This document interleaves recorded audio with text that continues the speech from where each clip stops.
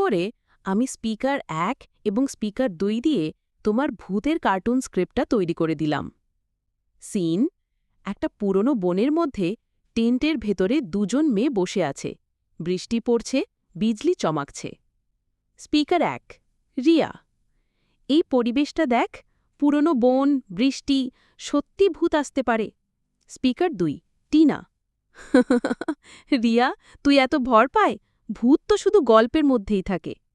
Speaker 1: না রে টিনা, তুই জানিস না কেন, আমার দিদা বলতো এই বনের মধ্যেই একটা কালো চুলের মেয়ে নাকি ঘুরে বেড়ায় রাতে।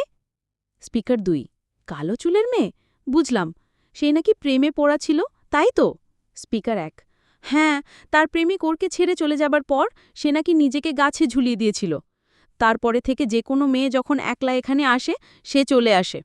স্পিকার 2: এত বড় গল্প করিস না।